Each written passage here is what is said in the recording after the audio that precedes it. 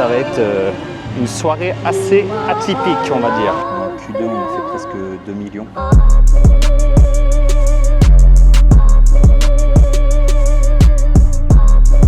Les gars, nouveau vlog.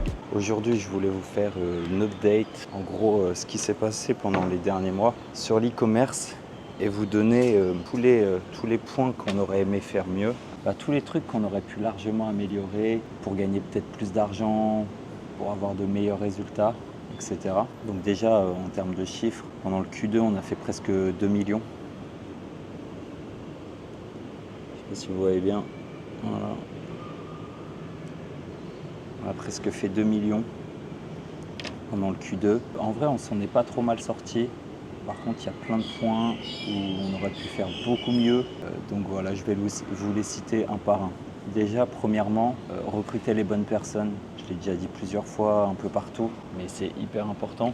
Et comment recruter du coup les bonnes personnes? Le but, en fait, c'est de savoir ce que vous avez vraiment besoin et connaître vraiment vos attentes par rapport aux personnes que vous recrutez. Par exemple, si vous recrutez quelqu'un et vous ne savez pas vraiment vers quelle direction votre entreprise ou votre business se dirige, ou vous ne connaissez pas vraiment parfaitement votre produit, donc votre entreprise, votre business, vous n'allez pas pouvoir transmettre ça aux personnes à qui vous recrutez et automatiquement, vous allez être déçu du travail qu'elles font ou qu'ils font parce que vous-même, vous ne connaissez pas assez votre business ou vers où vous allez. Et ça, c'est vraiment un truc hyper important, c'est de connaître votre business, de savoir transmettre les bonnes informations et donc faire des process.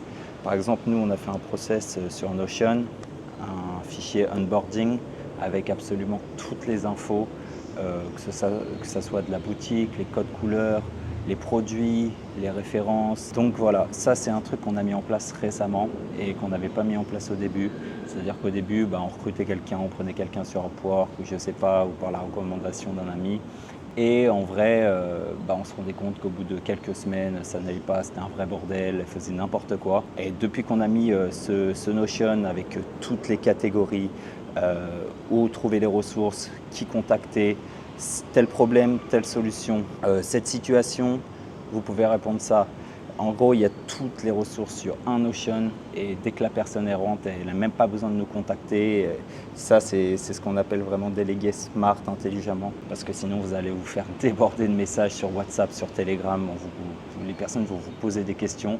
Donc déjà, ça a été la première chose qu'on a rapidement rectifié, heureusement. Deuxième chose, c'est de connaître, on connaissait notre avatar client, mais on ne se focalisait pas sur les 20% qui allaient nous rapporter les 80% de résultats. Par exemple, on savait qu'on avait plusieurs personas qui achetaient, par exemple une femme, un homme, tel âge, tel âge, tel âge, et nous on faisait autant de créatives pour les 3 personas parce qu'ils achetaient tous. Alors qu'en fait, après avoir bien analysé le marché, qui commandait le plus, combien, on s'est rendu compte qu'en fait 80% de nos commandes c'était le persona 1, donc par exemple un homme de 40 ans, etc.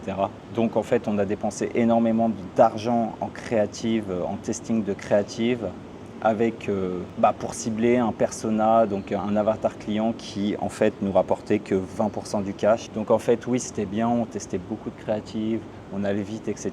Mais en fait on perdait du temps. On perdait énormément de temps à tester des créatifs pour rien, parce que ça en fait ça allait nous rapporter que 20% du cash de toute la boutique.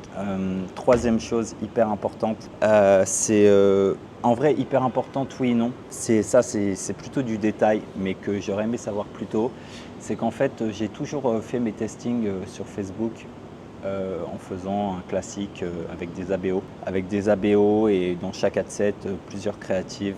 Et en fait, tu te rends compte que tu fais énormément, surtout nous, on lance des dizaines de créatifs chaque semaine. Et tu sais très bien que sur les dizaines de créatifs que tu lances chaque semaine, tu en auras au moins 80-90% qui vont aller à la poubelle. Et du coup, généralement, tu attends de dépenser une fois ou 2 fois ton AOV pour savoir si la créative elle est gagnante ou non.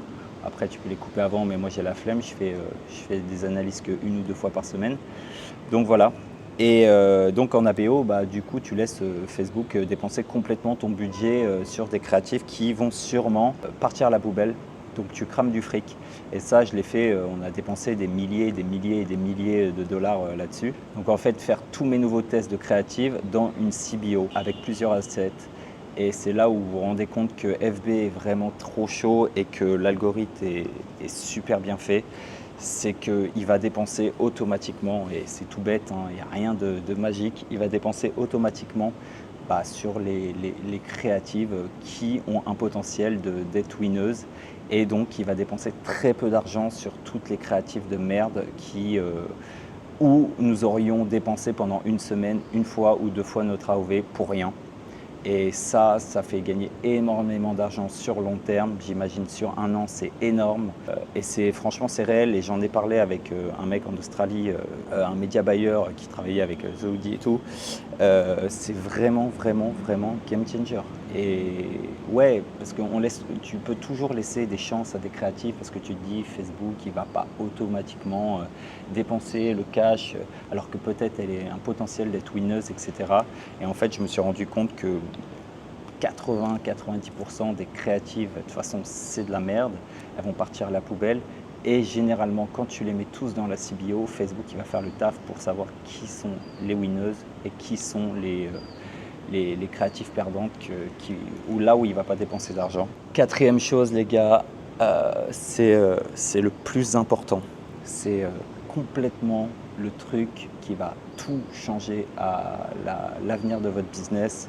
C'est immédiatement, en tout cas si vous voulez créer un e-commerce sur le long terme, c'est de choisir le bon produit. En fait, avant tout, c'est simple, avant de tout, avant de créer la boutique, avant de penser aux ads, avant de n'importe quoi, il faut choisir le bon produit.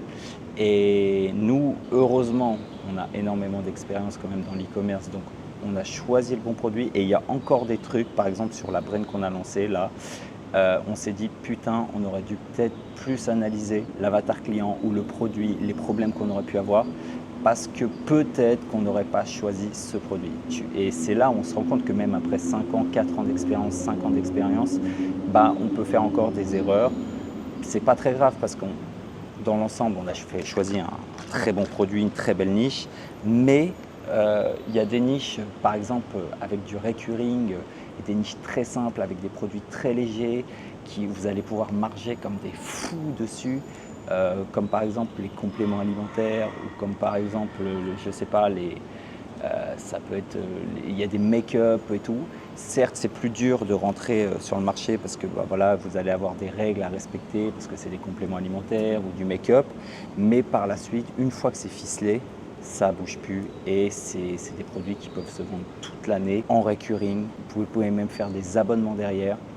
Donc voilà, donc il faut choisir un produit qui peut se vendre toute l'année, donc evergreen. Il faut choisir un produit où vous allez pouvoir avoir du recurring dessus. Et si vous ne pouvez pas avoir de recurring, donc comme nous, avoir un très très très gros panier moyen ou vendre un produit très très cher. Ça c'est le plus important parce que le but c'est de faire de la marge. Donc pour faire de la marge, il faut faire du recurring parce qu'une fois qu'un client est acquis, vous l'avez payé sur Facebook, vous avez payé pour l'avoir en tant que client, il revient toute l'année, c'est gratuit, vous n'avez pas besoin de faire des pubs ou alors vous faites des mails, des SMS, etc. Ou alors s'il y a peu de recurring, vous avez un produit avec peu de recurring, il faut le vendre, il faut prendre directement un très gros ticket dessus, donc vendre un produit très cher à plus de 150, 200 $. Voilà les 4 points que je voulais absolument vous donner. Et dernier point bonus que je prends en compte dernièrement, c'est qu'il y a toujours meilleur que vous dans tous les domaines, que ce soit dans le media buying, que ce soit dans les créatives, prendre des décisions, créer des process et tout. Il y a toujours meilleur que vous. Vous n'êtes pas le meilleur, je ne suis pas le meilleur, on n'est pas les meilleurs. Et donc, il faut déléguer aux bonnes personnes qui savent faire mieux que vous. Et oui, ça va vous coûter de l'argent sur l'instant T, mais sur le long terme, les gars, vous allez être gagnants, car automatiquement, ça sera des personnes meilleures que vous qui vont réaliser les tâches que vous faisiez avant. Donc automatiquement, vous allez avoir des résultats bien meilleurs. Et ça, c'est un truc que généralement, les gens intermédiaires ou même débutants ont du mal à faire, c'est déléguer à des personnes meilleures. parce qu'ils ont du mal à recruter, ils ne savent pas vers qui se tourner et tout, alors qu'en fait c'est hyper simple. Le mieux c'est de passer par recommandation. Si vous avez des amis dans l'e-commerce qui ont des très bonnes personnes avec qui ils travaillent, demandez-leur leur contact. Je pense que ça leur fera toujours plaisir de vous les passer. Ou alors regardez sur Upwork, sur internet et tout. Il y a toujours, vous pouvez toujours trouver des personnes meilleures que vous, que ce soit pour le media buying, pour recruter des UGC, pour l'email, vos emails, pour tout. Il faut trouver des personnes meilleures que vous. Après, bien sûr, petite mise en garde, il ne faut pas déléguer trop rapidement, surtout si votre business n'est pas stable, il n'est pas solide. Parce que sinon vous allez vous casser la gueule, vous allez avoir trop de frais pour rien et dans les moments de down, it was all a dream. I used to read Word Up magazine, Salt and Pepper and Heavy D up in the limousine, hanging pictures on my wall. Every Saturday, rap attack, Mr. Magic Molly Mall. I let my tape rock till my tape pop, smoking weed and bamboo.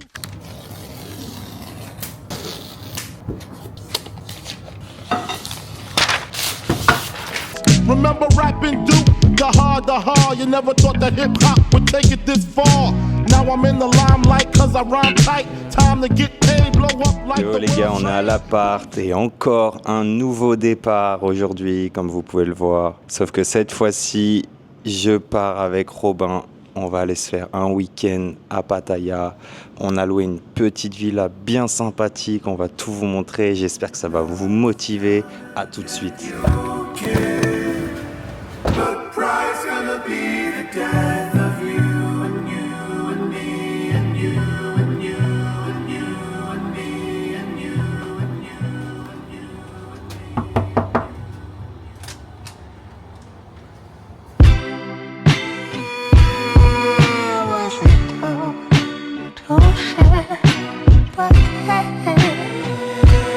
in another life I surely was there.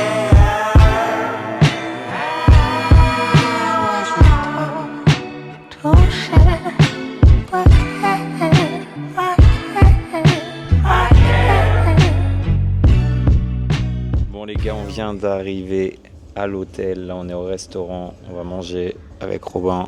Voilà. Petit restaurant, on va travailler un petit peu. J'ai déjà pas mal travaillé en vrai dans le taxi. Là, ça a plutôt downscale pendant juillet sur la Brenne, car les gens sont pas dans l'optique d'acheter, en tout cas pour notre produit. On a d'autres boutiques qu'on gère où ça, par contre, scale super bien. C'est des produits plutôt adaptés pour l'été. Donc c'est bien, ça fait la bonne balance au niveau des rentrées d'argent. Mais bon, la Brenne tourne toujours pas mal. On a fait un très bon samedi. Je vous montrerai ça tout à l'heure. Allez, nous on va manger, on se dit à tout de suite. Toute l'année dans un cluster et ma nouvelle tempête sous. De flingues dans la Goya, de phare dans le boya. Tous les chips n'ont vu que les flingues. Bon, depuis tout à l'heure j'étais en train de parler les gars, mais en fait j'avais pas allumé le micro et j'avais pas allumé la caméra. J'étais juste en train de vous dire qu'il faut aller dans des endroits qui vous inspirent et il faut vous casser votre routine. On est tout le temps en train de bosser, on bouge pas et à la fin on n'a plus d'idées. On n'a plus d'idées sur nos business, on n'avance plus. Là par exemple on fait des week-ends, on va dans des hôtels de luxe, on voit des gens qui réussissent, ça nous motive, on rencontre des gens et on fait des breaks. Et quand on revient bosser, on est encore plus déterminé, on a encore plus de power. Franchement c'est dur à faire et il y a beaucoup d'entrepreneurs qui ne le font pas. Mais c'est un game changer, c'est vraiment un hack de faire des breaks même de quelques jours dans des endroits inspirants. Ça va vraiment vous booster à tout niveau, au niveau mental, au niveau physique, à tout niveau. Là, on va aller manger, je vous emmène avec nous, let's go. Jazz was for ordinary people. Jazz is ordinary people. It's the music of the young.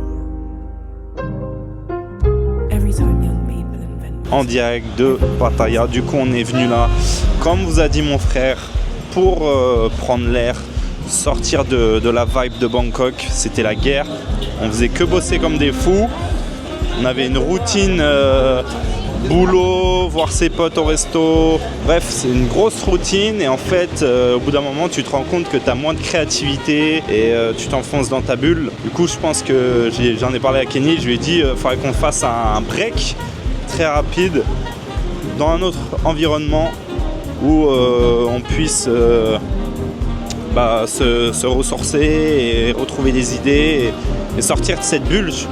Donc voilà les gars, moi je vous donne ça comme conseil. En tout cas moi, perso, je me sentais plus trop bien dans ma routine. J'étais pas trop bien, je bossais, tout. Et je pense que c'est ultra important de changer d'environnement au bout d'un moment, faire des breaks. En tout cas, c'est ce que j'ai ressenti.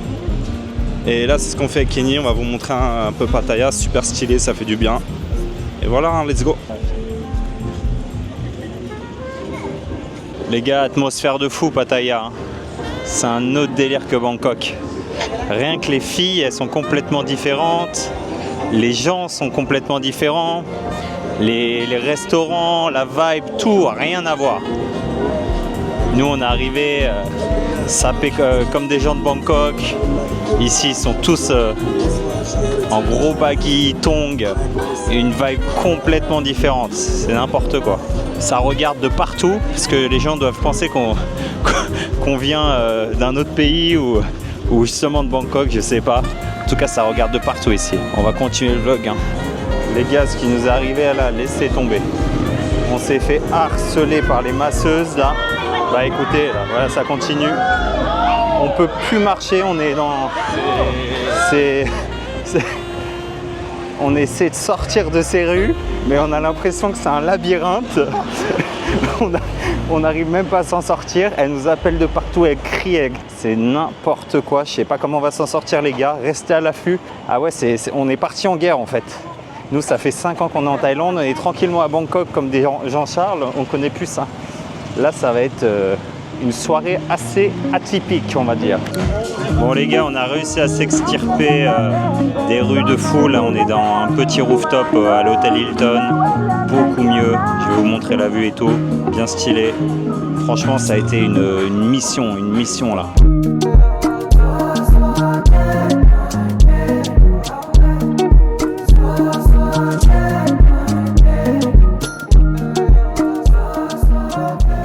Bon les gars, il est quelle heure?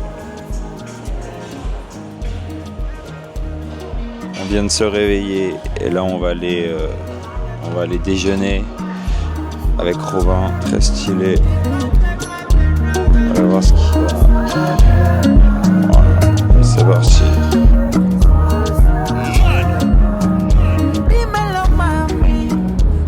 Les gars, retour à Gotham City. Il est temps de charbonner. Les gars, c'est bientôt le mois d'août. Il est temps vraiment de préparer votre Q4 et de ne pas faire comme les autres. Il est temps de préparer vos créatifs pour ce Q4, votre Black Friday, Noël, les offres, les mails que vous allez envoyer, les ads, les UGC que vous allez recruter.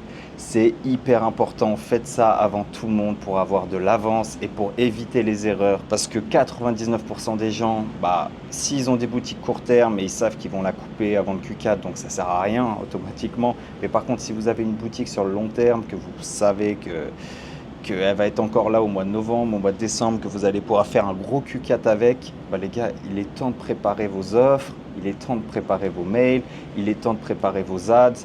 Nous, on a déjà beaucoup d'ads de prêtes. Elles vont pouvoir dire dans ces UGC qu'il y a le Black Friday, c'est le Black Friday chez cette marque, Du coup, les gars, hyper important du coup de préparer votre Q4 à l'avance pour éviter les erreurs, pour être en avance sur tout le monde et pour aussi anticiper les offres que vous allez faire, etc.